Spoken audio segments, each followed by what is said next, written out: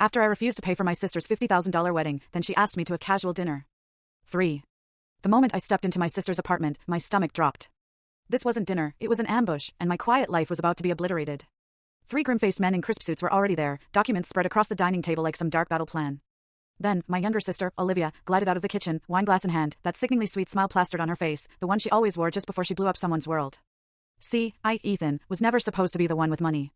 That role was always reserved for Olivia, our family's golden child. Homecoming queen, perfect GPA, got into every Ivy League school she wanted. Me? I was just Ethan, 34, a bit quiet, a little awkward, honestly happier buried in quarterly reports than worrying about wedding trends or fashion. I worked in private equity, but nobody in my family knew it. My beat-up watch from college, my ancient Honda, the house I paid off cash 2 years ago. I wasn't flashy. No debt, no drama, and zero desire to prove anything. That's why my family never truly grasped what I actually did, and honestly, I never bothered to correct them. My mother, Joyce, once actually told a friend I was a bank teller or something. Can you believe that? I just smiled and nodded. It was easier than trying to explain leveraged buyouts or silent partnerships to people who weren't listening anyway. Olivia always just absorbed all the attention. Always. Even as kids, I was the backup sibling, the spare. She got piano lessons, ballet recitals, private tutoring. I got told to be quiet during her practice sessions. If she wanted something, the whole house turned upside down to get it for her. If I needed help with school or life, anything, really, it was usually just a pat on the back and a you'll figure it out, sport. I wasn't bitter. Not really. Or maybe I was, just a little. For most of my life, I kept my head down, worked hard, and made peace with the fact that my parents, especially Joyce, saw Olivia as the bright, shining hope of the family.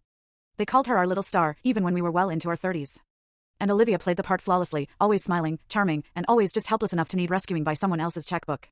But here's the thing, beneath all that glitter and those carefully curated social media filters, Olivia was clueless about money, relationships, hell, about anything real, if I'm being brutally honest.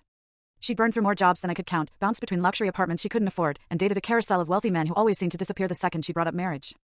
That's probably why when she finally found a guy, David, who proposed and, more importantly, could tolerate her long enough to actually stay, my entire family practically lost their minds with excitement.